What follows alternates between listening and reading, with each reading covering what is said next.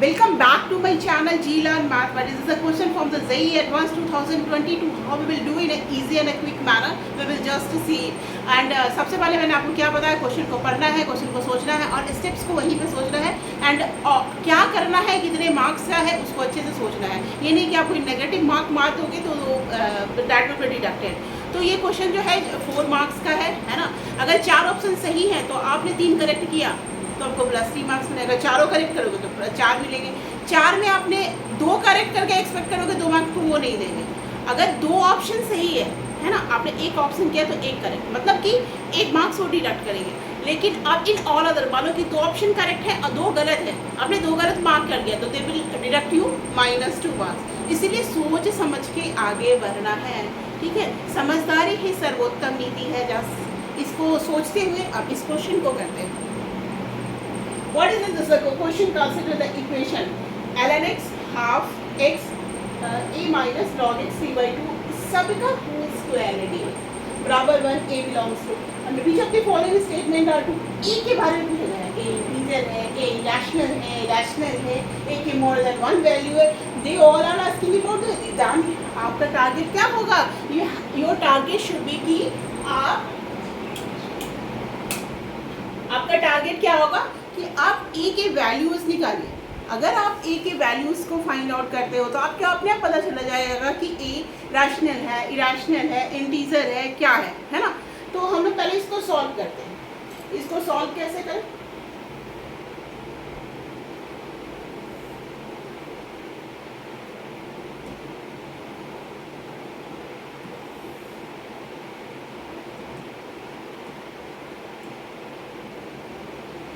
ये सॉल्व करने के लिए 1 to e है, 1 to e है और यहाँ पे हमारा क्या है ln x पे पावर हाफ है and divided by x a minus ln x पे पावर 3/2 है और ये सब का होल डिवीजन स्क्वायर है एंड dx है।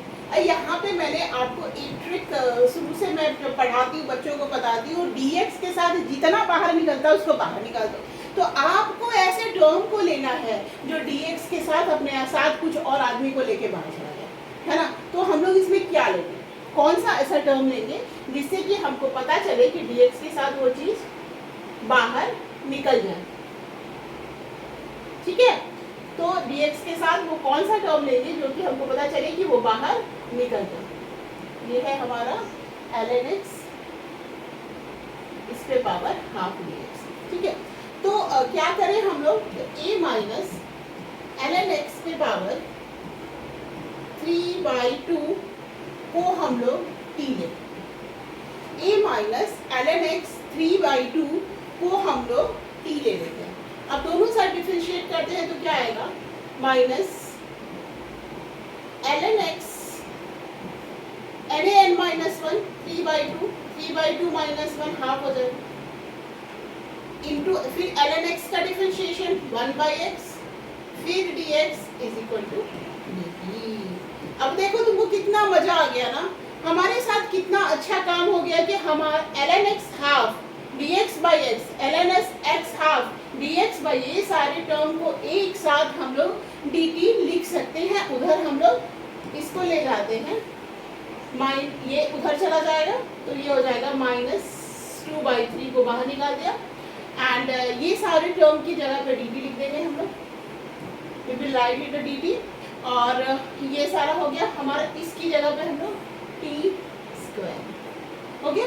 तो ये देखो कितना अच्छा दिस होल चीज is converted in this form.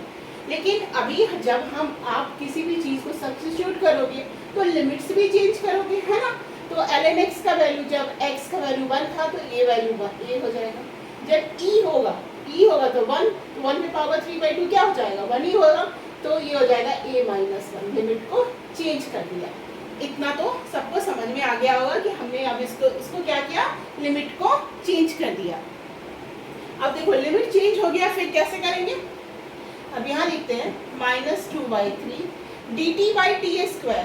इसका इंटीग्रेशन क्या हो जाएगा, -1/t, तो माइनस को बाहर निकाल देंगे तो ये ऑलरेडी प्लस हो जाएगा और a2 a-1 और इसका वैल्यू 1 दिया हुआ है ना। तो 2/3 1/a minus 1 minus 1/a is equal to 1, है ना। तो ये मैंने लिमिट्स लिखा कैसे था, a से हमने क्या किया था, 1 डाला, ln a 0 हो गया तो a हो जाएगा, है ना। 1 डालेंगे, ऊपर के लिमिट के लिए e डालेंगे तो ln e 1 हो गया तो a माइनस 1 हो गया, और a माइनस 1 ऊपर का लिमिट नीचे का 1 हो गया, है ना। लिमिट चेंज किया, और यहाँ जो हमने ये स्टेप्स किया था, फिर ये हमारा माइनस कैसे आया था, क्योंकि इसमें माइनस था इसलिए आया था। dt/ta² का इंटीग्रेशन क्या होता है, ऊपर -2 + 1 -1, यानी कि -1 हमारा क्या हो जाएगा, बाहर आ जाएगा, तो माइनस माइनस प्लस हो गया, और ये आ गया हमारा फाइनली। अब इसको सॉल्व करना है, a minus a plus 1 a into a minus 1 is equal to, है ना। दिस इम्प्लाइज, अब इसको कैसे लिखेंगे, 2 बराबर 3a इंटू a माइनस। अब हम लोग वहां से चले और यहाँ तक पहुंचे। अब ये वाला जो काम है इसको हटा देते हैं, ठीक है, हो गया।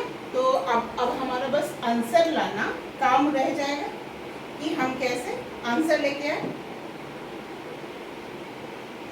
तो अब हम लोग लिख सकते हैं 2 बराबर 3a माइनस 3a², और now this will come as a quadratic equation, 3a² minus 3a plus 2 equal to, इस साइड ले आए 3a² minus 3a plus 2 equal to 0, ठीक है।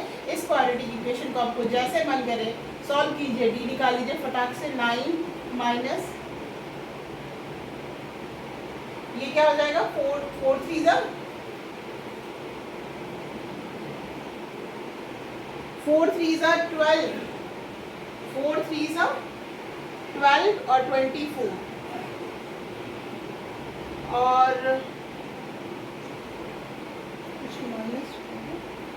a माइनस a प्लस 1, सही है, a इंटू a माइनस 1, तो 3a into minus 3a², ये हो गया 2 बराबर 3a², हाँ थ्रू यहाँ ये उल्टा हो गया ना, 3 देखो ये था ना, लग ही रहा था कुछ माइनस, 2 बराबर 3a² माइनस 3a है, 3a² ये प्लस था ये माइनस था, तो इस साइड आएगा तो ये माइनस हो जाएगा, ये प्लस हो जाएगा, है ना, और वो +2 ही रहेगा, 3a² माइनस, बिकॉज 2 बराबर 3a माइनस 1, ठीक है। तो 9 माइनस माइनस माइनस क्या हो जाएगा, प्लस हो जाएगा, तो 9 4 3 जा 12, 12 2 जा 24, तो ये हो गया 33 हो गया।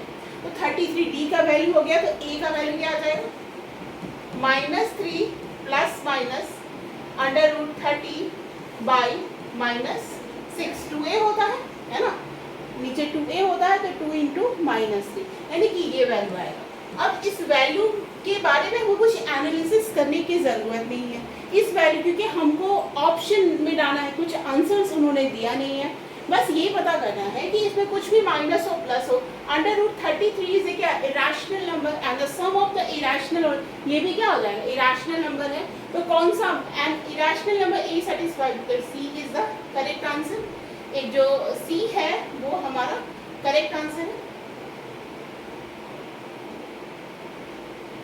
सी इज द करेक्ट आंसर, तो सी इसमें से करेक्ट है। और कौन करेक्ट है, more than A satisfies, yes more than एक प्लस में होगा एक माइनस में होगा, तो D is also correct answer.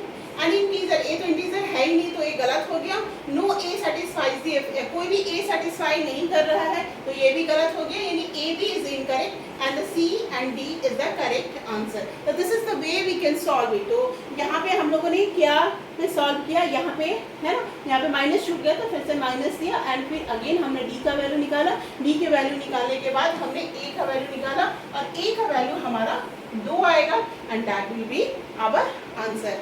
So what are the steps we have done? Our first step to put the a minus ln x, हमने क्या क्या किया था, स्टेप 1, फर्स्ट स्टेप क्या था, a minus log e x पे power 3/2, इसको हमने d माना, है ना, this is the first step, change limit, change limit, limit को चेंज किया, फिर ए के वैल्यू, और ए भी लिख रहा है कि माइनस इन्फिनिटी से जीरो यूनियन 1 से इन्फिनिटी होगा, है ना, माइनस इन्फिनिटी से जीरो यानी जीरो और 1 के बीच में कोई भी वैल्यूज हमको नहीं लेने हैं, we can take the negative value, तो वो नहीं आएगा तो उसको नहीं लेने हैं, है ना, तो वो भी एक बार चेक करना पड़ेगा, बिकॉज अगर आप माइनस लेते हो तो सब माइनस में है तो माइनस इन्फिनिटी और जीरो के बीच में होगा, अगर आप प्लस लेते हो, सपोज करो इसमें प्लस साइन लेते हो तो under root 33 minus 3 by minus 6 होगा, है ना, तो दिस विल, ये क्या आएगा, ये तो पॉजिटिव वैल्यू आएगा, और डिवाइड करेंगे तो that will also a negative value,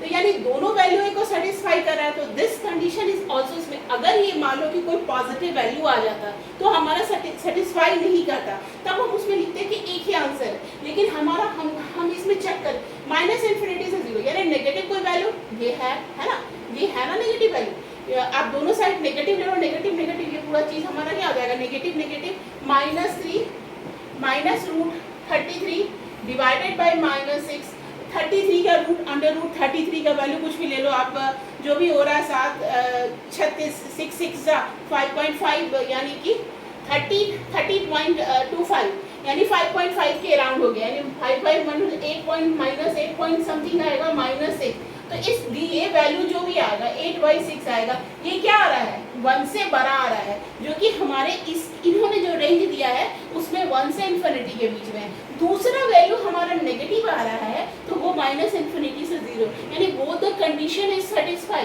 दोनों कंडीशन सेटिस्फाई हो रहे हैं, तो हमारा ये दोनों आंसर होगा, an rational number satisfies the above equation and more than 1 is satisfies the equation, अगर ये दोनों कंडीशन मान लो इसके बीच में हो सकता है 0 1 1/2 आंसर आता है सपोज करो, तो वो वैल्यू को हम लोग क्या करते, हटा देते, तो this is the way to do the solve the question. Thank you, any doubt write in a comment box.